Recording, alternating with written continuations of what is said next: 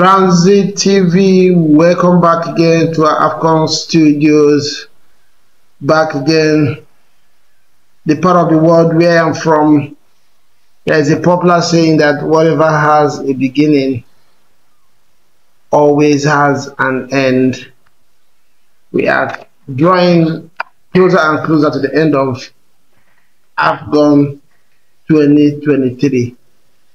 But down to the semi-finals, the last four of the tournament. We have Nigeria going to play South Africa, and you have Ivory Coast, the host, going to lock horns with DR Congo. This is an all former champions semis.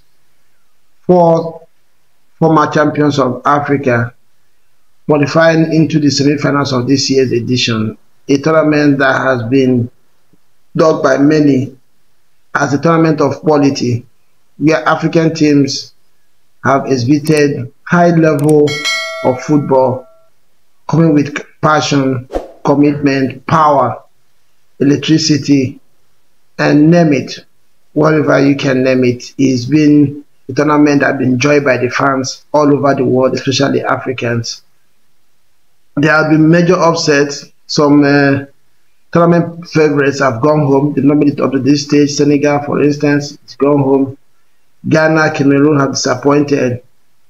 And of course, among the giants, Nigeria has remained in this tournament, playing 5 games, winning 4 and drawing 1.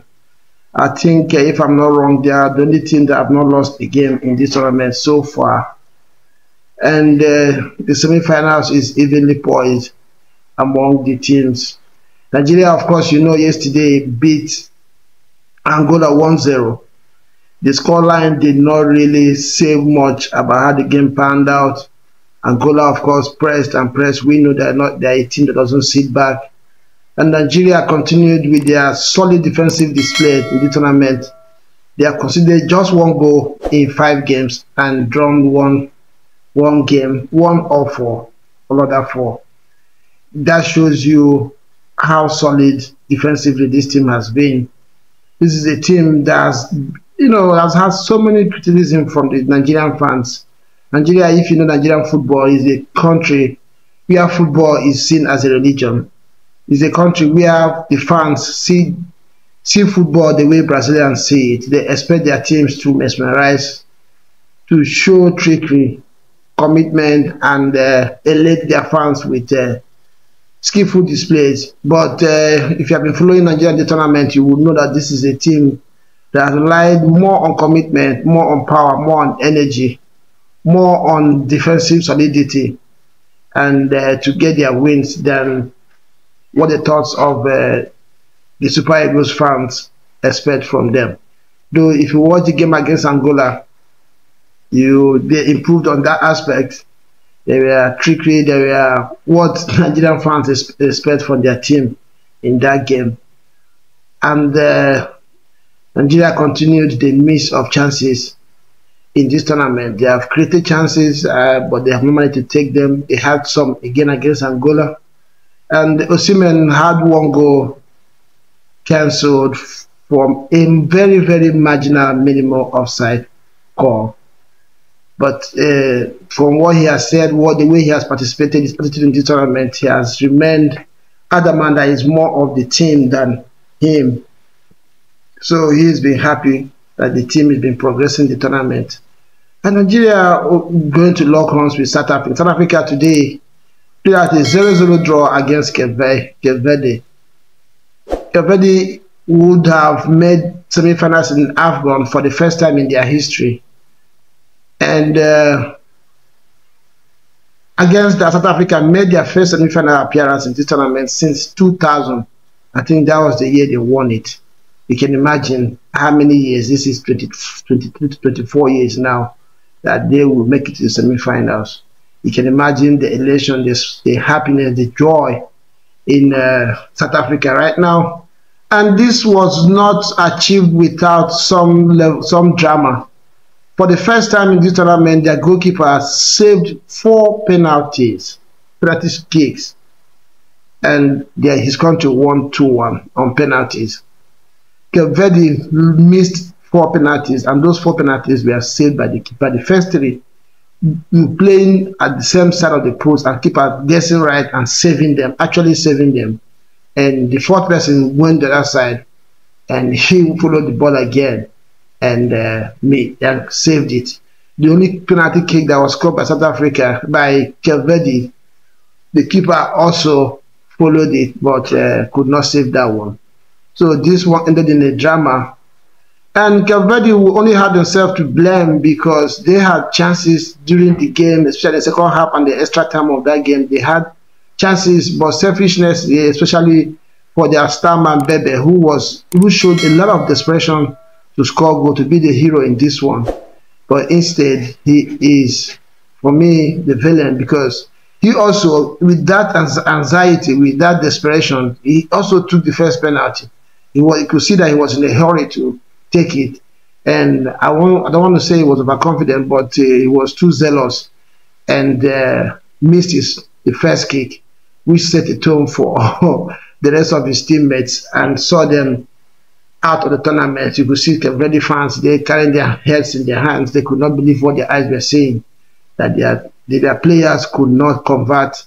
Out of 5 penalties, they converted just 1. That is way opposite of what we have seen in the tournament so far. There have been so many penalties converted. In fact, no keeper has saved any penalty in this tournament. The ones that have been missed, we are missed by the players, and they played over the bar, crossbar, or the upright. No keeper has made any save in this penalty, and we saw that today. South African goalkeeper saved 4 in one game. That tells you the kind of work the backroom staff have put into that aspect of the game. And it showed in the game today.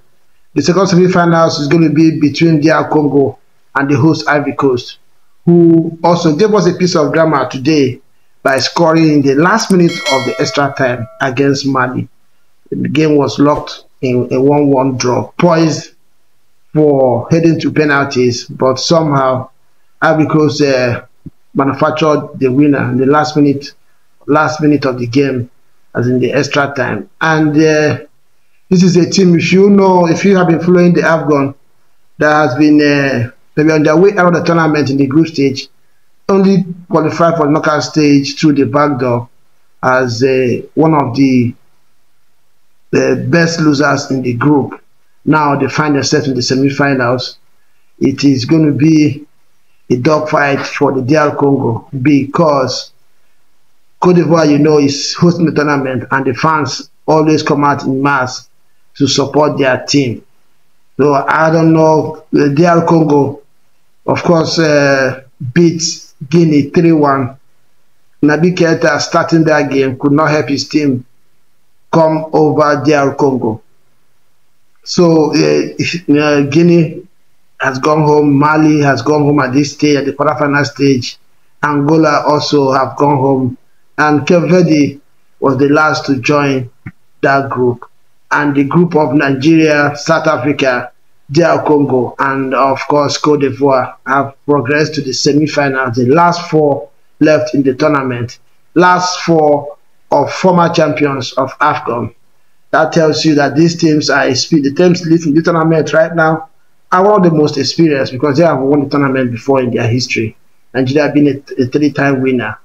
Ivory Coast, of course, So this one is going to be, I don't know. Well, I've said from the beginning of the tournament that Nigeria will make it all the way to the finals, and so far my prediction has been right. If you have accepted my prediction, I'm sure you are smiling right now. Ivory Coast, I can't remember what I said about them. I think in the beginning I said they were going to make it until they started shaking. But right now, I don't think anybody will be against their qualification, because they have worked for it in the last 2 games. They have improved their performances since they qualified for the knockout stage, and now they are in the semis. Nigeria is expected to beat South Africa in the semi-finals. I mark my words, I say expected. But this tournament has brought some surprises. We don't know This is the game of football. This is why this sport is beautiful.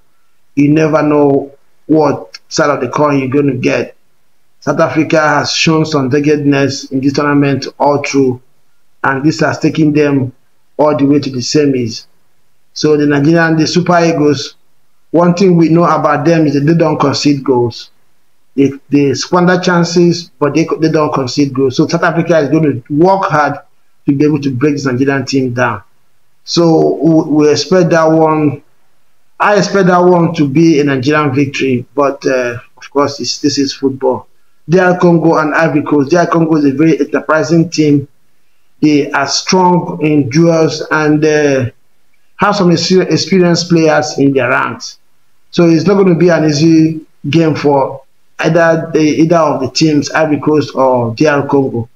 I think that one is evenly poised.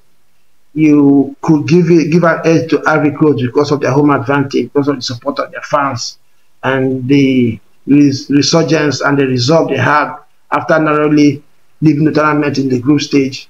So they could have an edge, but of course, like I said, the beautiful game, the reason why football is loved around the world is because you can hardly predict it. So that one, I cannot call that game. I cannot call that game because it's kind of two teams of the same quality, of the same abilities. It just depends on little, probably individual mistakes or individual brilliance in that game to give either of the teams victory. Cape Verde, for me, was one of the dark horses in the tournament, and I don't think anybody will fault them getting to this stage, but it would have been something of a beauty for them to have made it to semi-finals for the first time in their history, but that was not to be in this time. And some of the blames, I know in the second half to extra time of this game, their coach pulled out their two most enterprising and mercurial players in the presence of Mendes and can't remember the other guy's name now, Rodriguez, I think. And you could see them on the bench brooding and not smiling, not in a happy mood, not agreeing with the substitution. So I don't know, between the coach and Bebe, who the fans will blame in this one. Bebe came in, missed, was selfish in so many of the chances that came his way. Too zealous to take a shot and never got one on target. And of course, missed the first penalty of the shootout. So I'm sure back home, I don't know what the fans, Choma is not here today to give us word on the street of what is going on. I believe she's going to do that by the time we preview the semis. So that is it. And like we said, we'll continue to bring you coverage of the AFCON tournament till the end.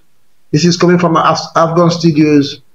Continue to lock it down on this channel. Subscribe if you have not done so. Hit the like button. And let us know your prediction as well in the last four in the semis of this year's AFCON. Let's see. Like I said, Nigeria, I believe, will make it to the final, beating South Africa, DR Congo, and Ivory Coast. If I must pick a side to win, I will say Ivory Coast. I'm not going to call that one, but if you force me, if I have to put my money in any of the sides, I will go with Ivory Coast. So that is that for now, and we hope to see you. Don't forget to check out our social media handles and platforms. We have broadcasts on all those platforms, giving you timetables, and we also have giveaways on our Facebook for predictions for the games on Transit TV on Facebook, Transit TV on Instagram. We have our competitions going on in those platforms. Do well to check them out, and let's have a prediction for the semi-finals. Who knows, you might stand a chance of winning some prizes. That's that for now, until we see you again. Ciao.